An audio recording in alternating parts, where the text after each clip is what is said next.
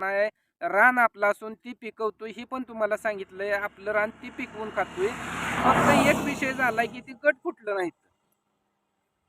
गट न फुटल्यामुळे त्या व्यक्तीनं आपल्यावर नोटीस काढले. मग अन्याय कोण कोणावर करतं ही तुम्हाला माहित आहे. ती नोटीस बी आपल्याला आपल्यापाशी हाय. त्याची प्रत बी मी तुम्हाला दाखवणार आहे, टाकणार आहे. पण कसं पण ज्या दिवशी आमची वेळ येईल त्यावेळेस तुला पळताबाई थोडी होणार आहे. त्याला त्यावेळेस त्याच्या आईचं दूध नाही आठवणार तर माझं दिवस उगवला की काय ना काय नवीन झंझट माग लागतंय. झंझट काय मागला हटत नाही.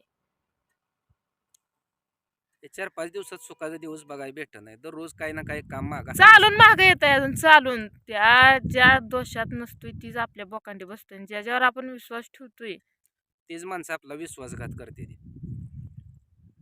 काय सांगून उपयोग नाही. काय म्हणते ते तसं एकदा काळ फिरला ना की घराची दशा बी फिरतीन घर बी फिरतं म्हणते ती. घराचं वासं फिरते. तसा आमचा काळ झालाय बघा. एक संकट आलं एकात आता दुसरं बी चिकाटलं. अशी किती वाईट संकट येते ती किती संकटाला तोंड द्यावं लागतं हे काही कळलं नाही.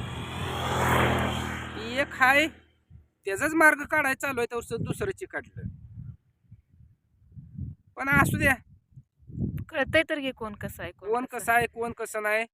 जे झालं होतं बरं का ते चांगल्या करता झालं होतं. पण एका व्यक्तीनं नासवलं. त्या व्यक्तीचं नाव पण माहितीये पण सांगत नाही. तुम्ही म्हणताला अंदाजे बोलताय, अंदाजे बोलत नाही. तुम्हाला नाव घेऊन सांगणार आहे हे पण सांगितलंय. पण आपली जी प्रोसिजर चालू आहे ना ती स्टेप बाय स्टेप चालू आहे. मग ते दररोज जायचं, त्यांची गाठ घ्यायची, बोलायचं हे सगळं चालूच आहे.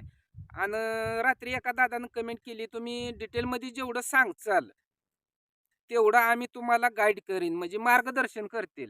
बरोबर आहे दादा, डिटेलमध्येच मी सांगितलंय. फक्त रानाचा कुठा नाही, रान आपलं असून ती पिकवतोय ही पण तुम्हाला सांगितलंय. आपलं रान ती पिकवून खातोय. फक्त एक विषय झालाय की ती गट फुटलं नाहीत.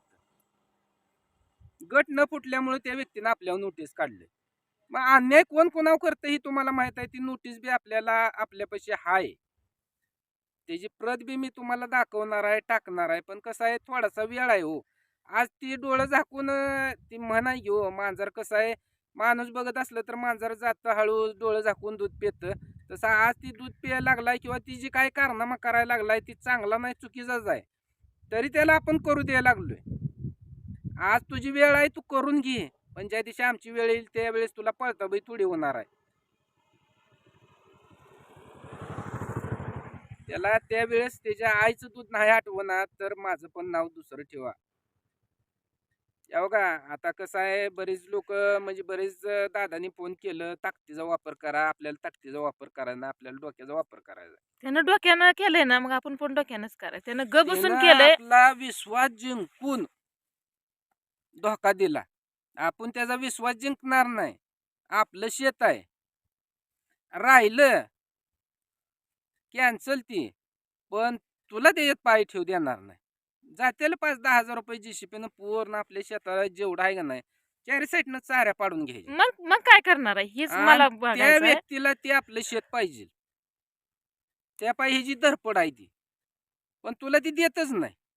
पुढं बोल. गहू तर असा आलाय बहिणीनं.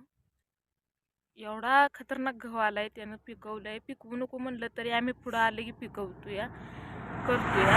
आणि वरनं म्हणतो तुम्ही करून करून काय करणार आहे, काय करत नसता तुम्ही.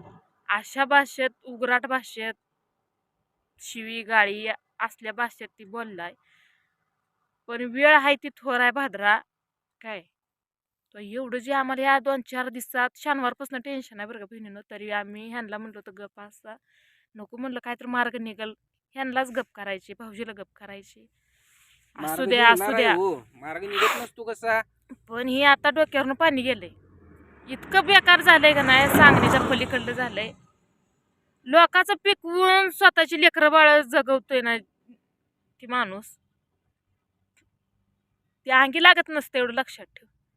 दुसऱ्याच्या तोंडातनं काढून तू स्वतःच्या लेकरांना भरवतोय ना ती घास, ती त्या तुझ्या लेकरासने अंगी लागणार नाही. एवढं लक्षात ठेवू. त्या घासात दुसऱ्यांचा तळतळाट आहे, दुसऱ्यांचा वाईट आशीर्वाद आहे.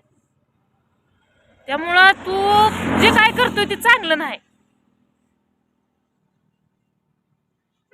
आपल्यालाच वाटतंय कोणाच्या शिवाय सर आपण होतं. आपले 2 लेकरं आहेत ती. आपण हे विचार करतो, चांगल्या भावनेने विचार करतो. चांगल्या भावनेच्या लायकीची का? माणसंच नाही ती आता. तर आपण कुठेतरी देवाच्या भक्तीत मार्गात शिरलोय, त्यामुळं आपल्याला त्याचं थोडं ज्ञान आहे म्हणून आपण त्याचा वाटचाल करतोय, ती वापरतोय. पण ती लोक ती म्हणता येत नाही हो. अवलादच बेकार आहे. त्यांच्या रक्तात ते गुणधर्म नाहीत. फुकाट खाव ती लोक आहे ती. स्वतःच खाऊनच्या खाऊन दुसऱ्याचं बी खाते ते. टेन्शन घेऊ नका. त्यांना ती कमी पडायला लागले. रोज स्वतःचं रोज खाऊन. टेन्शन घेऊन शिना आपल्याला त्रास व्हायला लागलाय.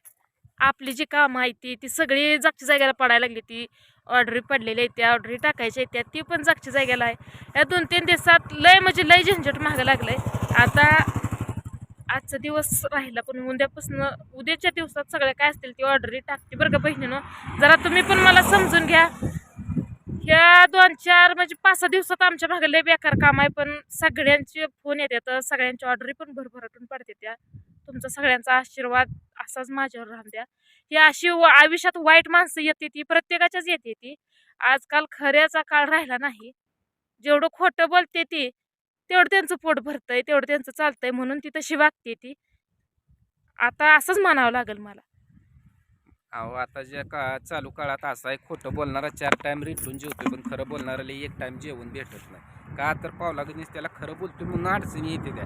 आणि खोटं बोलणाऱ्याचं काय हो, लावली जाव इकडलं तिकडलं इकडं करून ती कसा बी निघून जातोय. पण खरं बोलणाऱ्याला ती पचत नाही. म्हणजे ती शब्द त्या तोंडावर खोटं येत नाहीत. त्या तोंडातनं जे काय निघल ना ते सगळं सत्य निघणार. आणि एवढं मात्र खरं आहे, ज्यावेळेस माणूस खरं बोलतो ना त्यावेळेस माणूस चटपटत नाही. ज्यावेळेस माणूस खरा बोलतो त्यावेळेस माणूस कुणाला घाबरत पण नाही.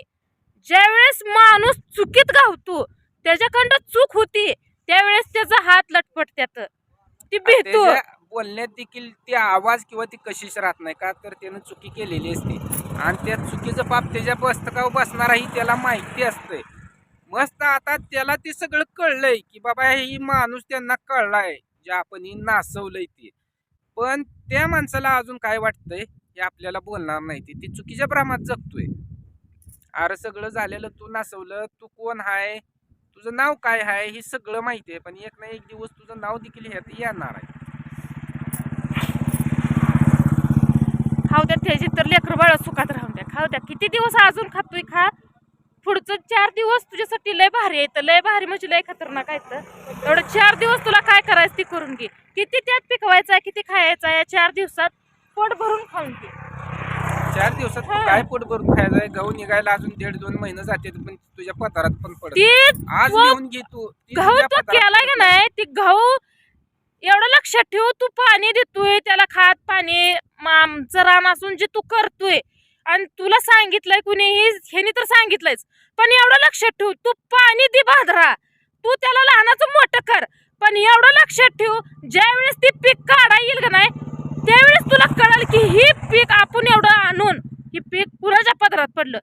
आणि सांगायचं म्हणजे आम्ही त्याला मागल्या 5 वर्षाखाली सांगितलं होतं आमची शेती पिकवून 10 गुंठ बी नको, 1 गुंठा पण नको. तर ते आज 10 गुंठ्यावरून अर्धा एकर पिकवतोय. त्या रानात लाकडं तिकडं सगळी टाकली ती. झालं, एक 10 वर्ष झालं ते पीक काढून खातोय.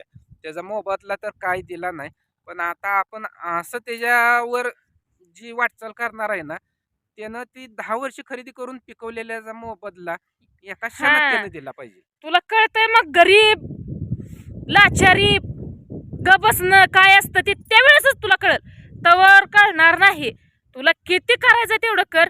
शेवट तुला कळलंच की शेवट काय होतंय काय नाही. शेवटची वेळ जोपर्यंत माणसावर येत नाही ना तवर माणसाला कळत नाही.